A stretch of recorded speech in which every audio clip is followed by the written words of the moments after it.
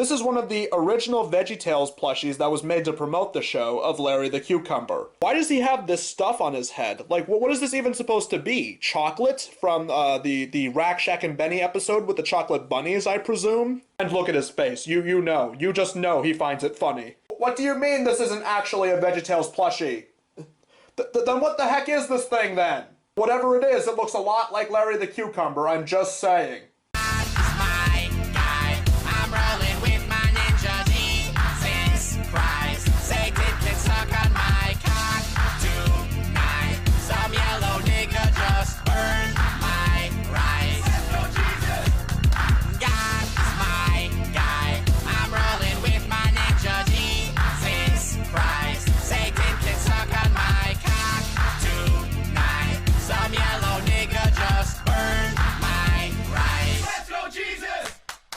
Let's go back to the early 2000s. Big Idea was getting well known for doing VeggieTales, and were then spitballing around a script for a movie based on the show that would be intended to be an adaptation of Noah's Ark.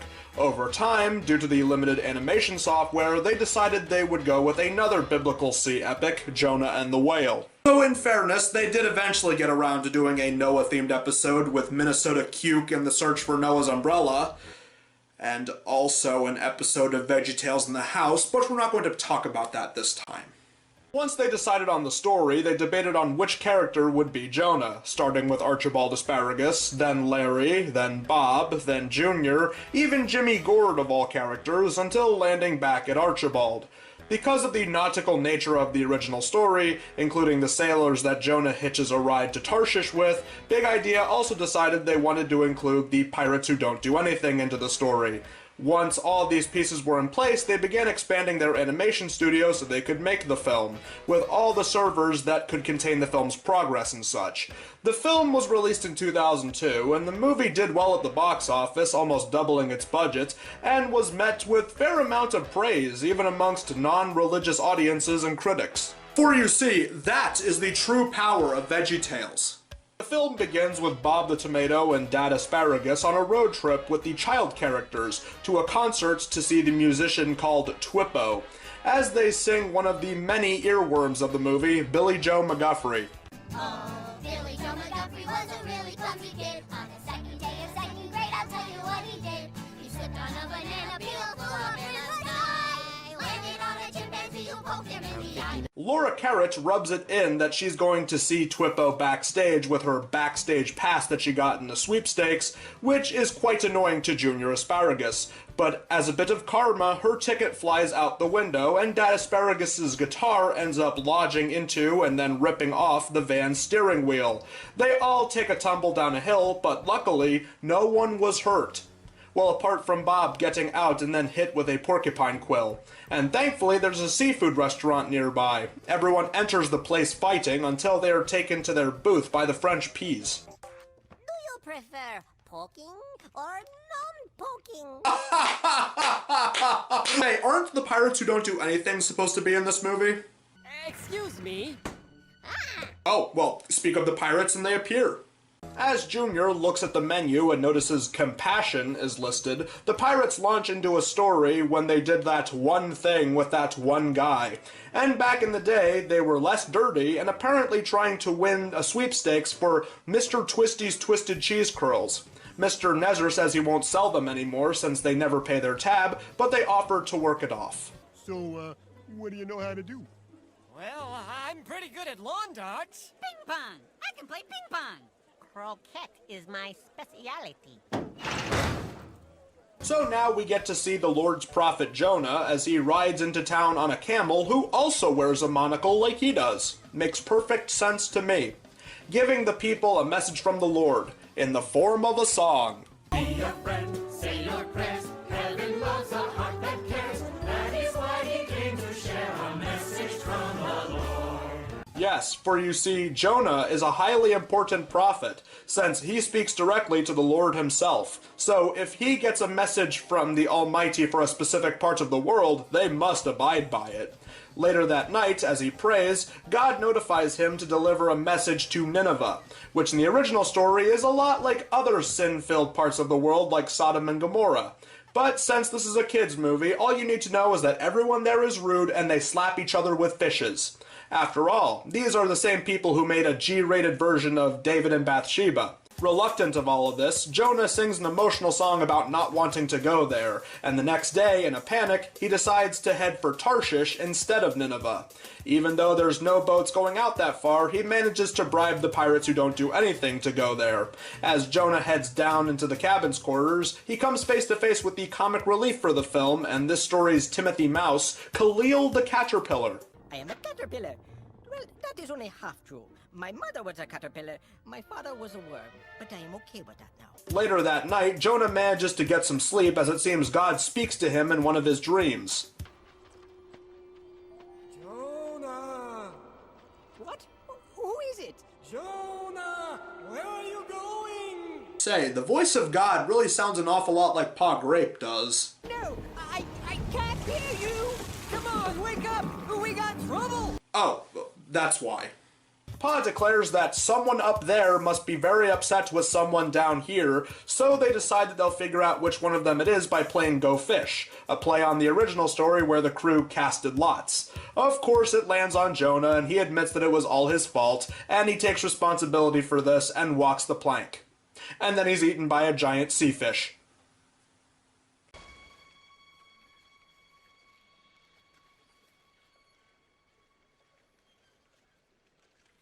Oops. Ariel, that's not where the movie ends. Inside the belly of the whale, Jonah and Khalil have some banter back and forth until some angels appear to Jonah and sing a gospel song about how God gives second chances. Praise the Lord, he's the God of second chances. You'll be floored how his love your life enhances. You can be restored from your darkest circumstances. Our God is a God of second chances. Also, if it's not apparent, this scene in the belly of the whale was clearly a montage to Dumbo. I mean Pistachio. Yeah, I think that's right.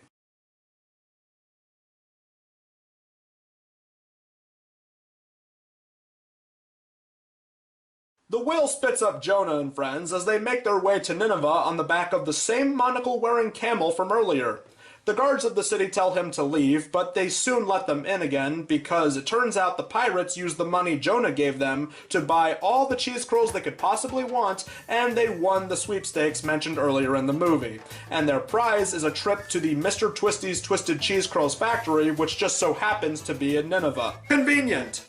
But before they can go any further, authorities take the pirates away for stealing cheese curls, and they take Jonah with them because of association. For their punishment, the slap of no return! Hey, why isn't that pumpkin alive like the rest of the veggies in the cast?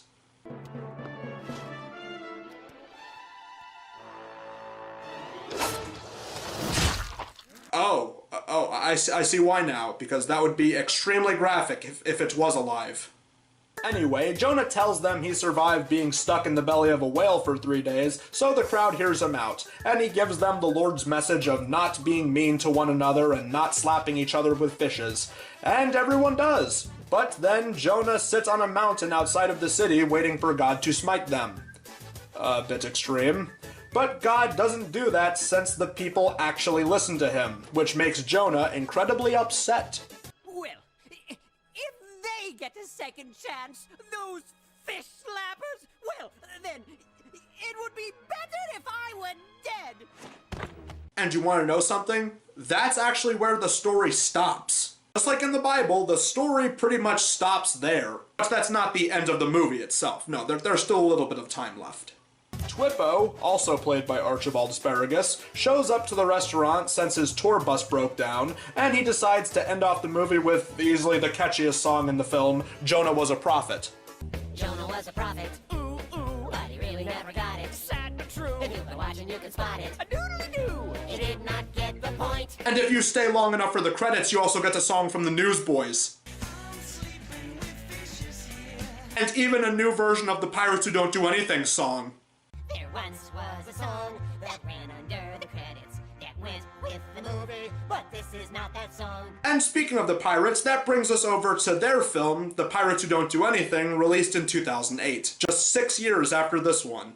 So between Jonah and this movie, another script was written titled The Bob and Larry Movie, which would have been a mixture of live action and animation, and served as an origin story for how the characters met. But since Big Idea was going under a bankruptcy and later a buyout, the film was shelved for being a bit too complicated. The script for the Pirates movie was started in 2002, but due to the previous drama going on with the company at the time, the movie's production didn't start until 2005. This was also the last VeggieTales related project that was done with Arc Studios, and because the studio apparently wasn't popular enough in the public eye, Big Idea ended up getting funding from Universal Studios, just a year after they released another biblical film with Evan Almighty.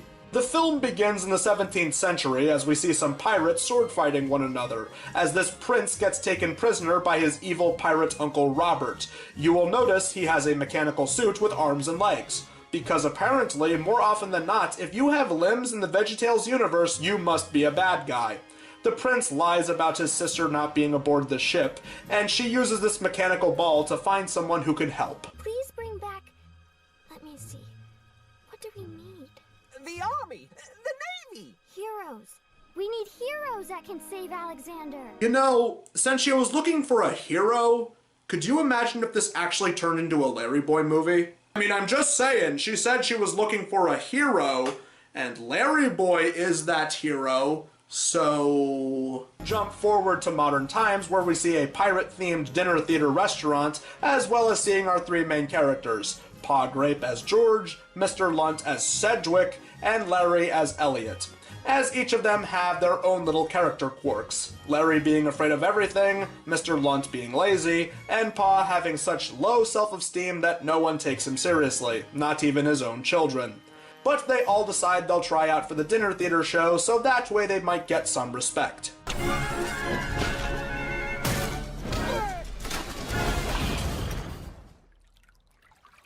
Ahoy. They get fired and thrown into an alley, where they find the mechanical ball from the beginning as it falls out of a trash truck.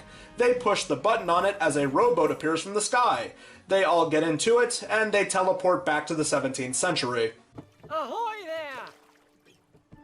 Ahoy, strange seafarers! What brings you so far from shore in such a modest vessel? We found this rowboat in the alley, 'cause there was a bull in the garbage truck. This ball! The help seeker! Who's come, milady? The heroes! They're here! So while the princess believes them to be the heroes she called for, the trio decide to go along with it, as they think it will make them the heroes they've always wanted to be. But the princess's butler makes no secrets that he thinks they are an embarrassment and will never be real heroes. A bit later, they get caught in the crossfire of the infamous pirate One-Eyed Louie, whose crew begin unloading cannonballs on them. But because Mr. Lunt was down looking for a bathroom, he accidentally activates their cannon, which makes Louis and his crew's ships go down. After inevitably being heroic, the heroes land at an inn where they can hopefully get some information on where to find Robert. Took a 12-gun brigantine and 10,000 pieces of 8. Arg! Well, we took an 18-gun sloop and 20,000 pieces of 8. Aye, but did you show no mercy? Not a bit! Were you cruel and unusual? The cruelest! Well, me hearties, that was a fine day. Wow, either Mr. Lunt is really getting into character on this one, or he's the kind of person you wouldn't want to upset in a dark alley late at night. Apparently, Robert has a fortress and is plotting to kidnap the prince and princess so that way he can have the throne, what with his brother, the king, being away in the west and all. The pirates are scared to embark on this journey at first, but things look up for them when Archibald mentions a place called the Rocks of Malabar. So the pirates think that they'll just go there, and if there is no island, then the mechanical ball will just send them home right then and there. We then get a montage of the pirates laying around doing nothing, until Pa finally decides to be proactive and do something, and become the hero he always wanted to be. Might be a giant whirlpool, might not be. Let's hold our course. Oh dear lord!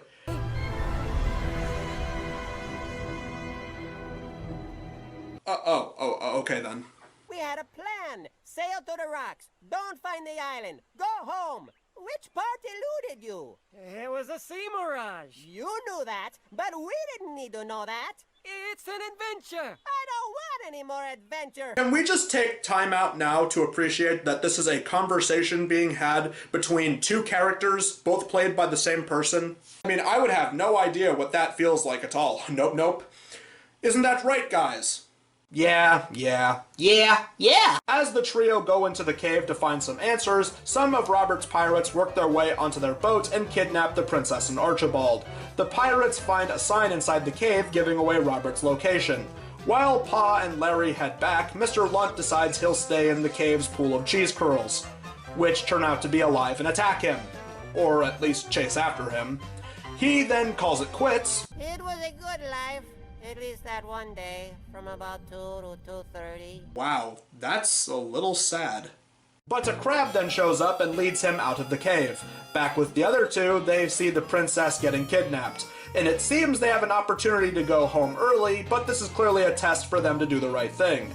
And they do it, as they row after her to try and save the day, as the directions said that they're somewhere near the island of Walking Rocks. They land on the island, and soon they come face to face with a family of rock monsters.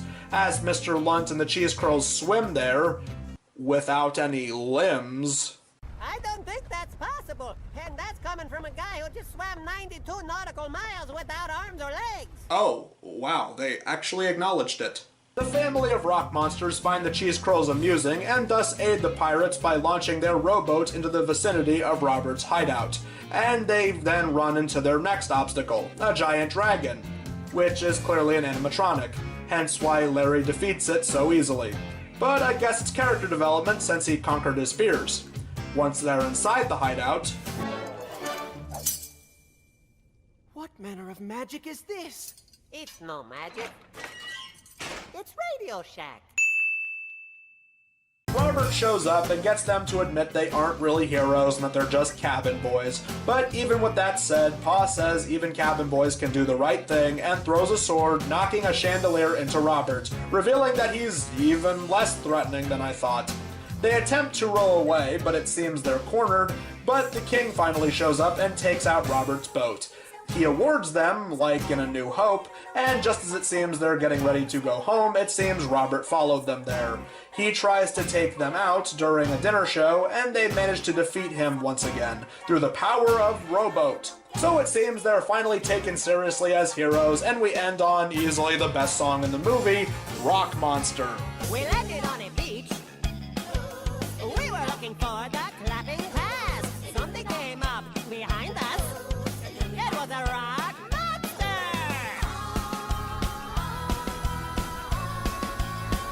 And we even get a cameo from Bob. All right, that's a wrap. So overall, I still really enjoyed these VeggieTales movies. Out of the two, I probably liked Jonah the most out of them, and that's because it does what VeggieTales does best, and that it takes a Bible story and is able to make it entertaining for anyone of any age, and apparently anyone of faith or no faith. Definitely feels more grand scale than most average VeggieTales episodes at the time, which probably explains why they decided to do Jonah for a feature-length film. I like the fact they didn't alter the ending to make it happy or anything like that. No, the actual story of Jonah does end like that pretty much, and I like the fact that they didn't tap dance around that kind of thing. As for the pirates who don't do anything, it is still a very entertaining movie. It's just not as good as Jonah, at least in my opinion. It definitely has a lot of the same VeggieTales type charm, but there is something lacking in it, and that is that it feels a little bit more mainstream, if that makes any sense. In a way, it kind of feels like they were trying to put a little too much modernization into this movie. And yes, I get that's partially the joke of having a bunch of characters from modern times being sent to the 17th century. Even with those nitpicks out of the way, this is still a very entertaining movie. I felt the character arcs of the characters starting off as a bunch of lazy good-for-nothings to a bunch of heroes was actually kind of endearing. And easily one of the best things about this movie is the soundtrack, because, let's face it, Rock Lobster is what is it the younger generation calls it? A banger? I think that's what they call it. I think that's what urban youth would refer to a song of that caliber. even with a few of those nitpicks out of the way, I still really enjoyed both VeggieTales movies. Now if you'll excuse me, I have to get ready, because next month is October, and it seems everyone is getting ready for their oh-so-favorite pagan ritual known as Halloween, and I am not looking forward to that. But until then, may Jesus be with you.